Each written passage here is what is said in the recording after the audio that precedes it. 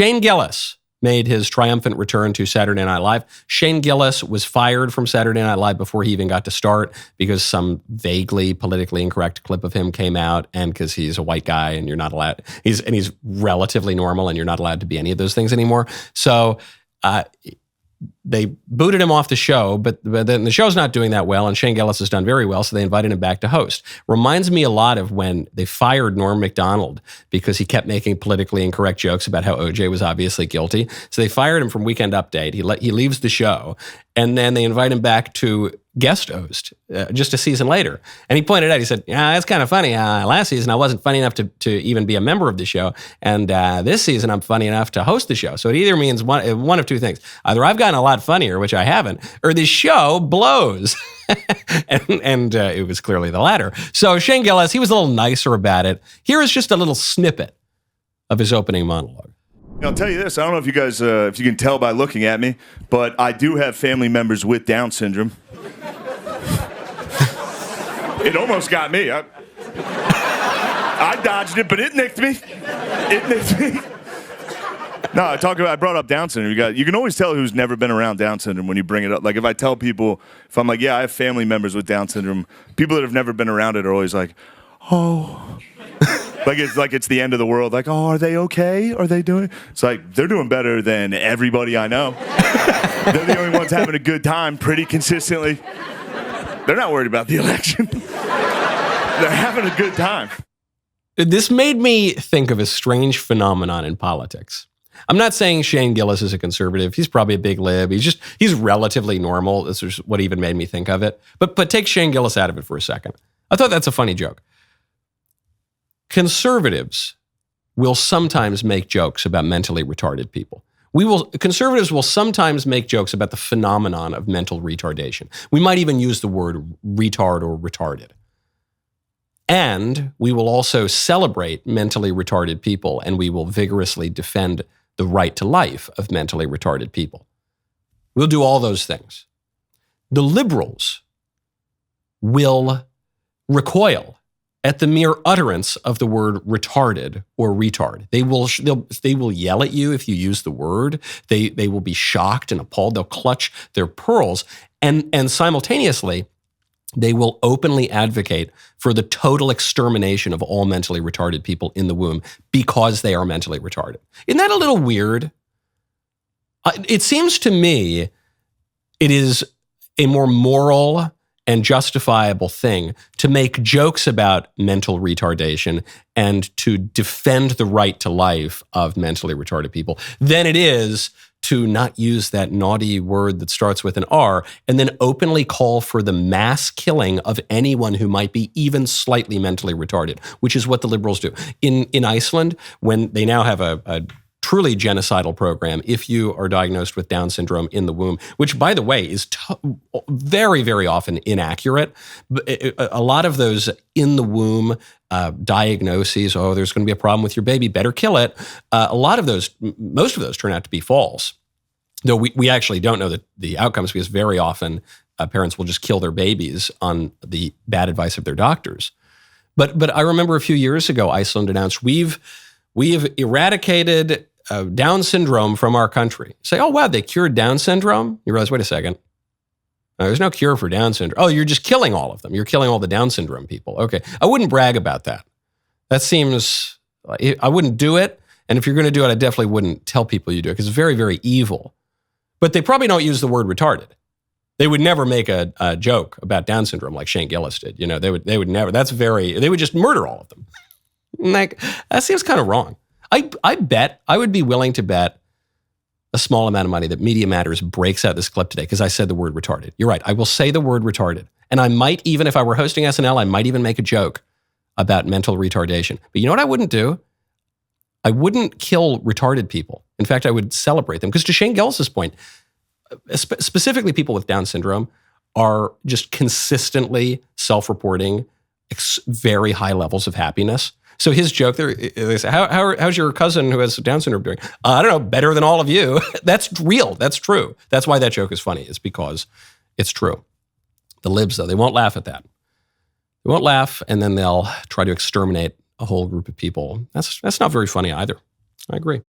Trump was just in South Carolina campaigning before Saturday's primary election where he won by 20 points. And he went off, man. He was campaigning on all sorts of issues. Then at one point, he just starts impersonating Joe Biden. You know, when I imitate Biden, because he can't find his way off a stage, as you all know, he makes a speech that lasts usually about a minute and a half because the octane starts to wear off quickly. You ever notice he starts off strong? Within about 2 minutes, he can't talk anymore. And then he walks off. You ever notice he always goes like this? So Trump turns. If you just listen to Trump turns when he kind of does this thing with his body and he turns and he leans. Then he comes back up to the mic and he's looking. He's totally lost. There's stairs all over the place. He could go there, here. He could jump off the front of the damn platform. But he always goes like this. This is kind of a weird lean point thing, which Biden does too. There's a stair right there, right? Then he starts. Now Trump is just wandering. He's just wandering around the stage. You see his allies and his aides around him, just kind of laughing. He's turned around. Trump's facing the wrong direction. I play all of that not to make some point about the economy or migration or whatever, to point out that is a political skill. Donald Trump has a political skill that no other politician has had in my lifetime, which is that he is very, very funny. He is the funniest stand-up comedian in the United States. This was the South Park take, actually, on Trump's first run for president in 2016, was that he turns into like a stand-up comedy routine when he's up there doing a rally. The spotlight comes on, he might as well light a cigarette, put his drink on his stool, and start doing a bit. That's what he's doing here. And that's very valuable. And you're going to hear people, even in the Republican Party, they're going to say, well, but what about policy? What about seriousness? Yeah, it's good. Look, the guy had better policy during his term as president than any president in my lifetime. So actually, I think his policy was pretty good. I'm not saying it was perfect. I'm just saying it was quite good. It was really quite good.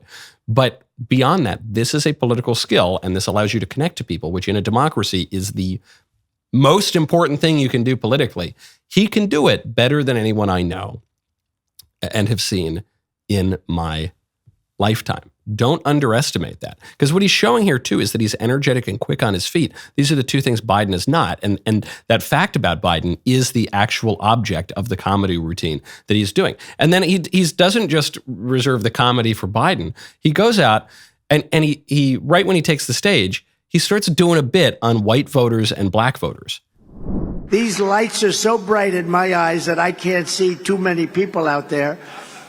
But I can only see the black ones. I can't see any white ones. You see? That's how far I've come.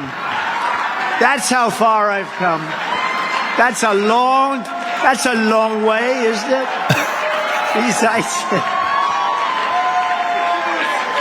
We've come a long way together. Now, of course, you know that the libs and the squishes in the Republican Party, they immediately said, this is so embarrassing. It's so racist and offensive. First of all, what's racist about it? I don't know that word means anything anymore, but I certainly don't know how that would be racist. He walks in, he goes, the lights are really, really bright. I can't really see anything. The only nearest thing I can see is the black people. Look at all these black people here. This is great. We've come a long way, haven't we? What do you mean we've come a long way? Because we were told when Trump started running, he's a racist. He's terrible. And don't forget, black voters vote 90% for the Democrat Party. So in as much as Donald Trump can pull away any black voters or any prominent black endorsements, that's a big win for the Republican Party. And Trump has done that to varying degrees. And the current polling in 2024 shows numbers that I frankly just cannot believe in terms of how he's doing among the black male vote. We've never seen it actually reflected at the polls. If Trump is able to pull off even half of it, it would be extraordinarily impressive. But this is funny stuff. The median black voter would not find that offensive. Maybe some crazy gender studies graduate from Harvard black voter would say, this is very offensive for Donald Trump to say he can only see the black voters. But an ordinary black voter, an ordinary person, period, will find that very funny. That's a good bit.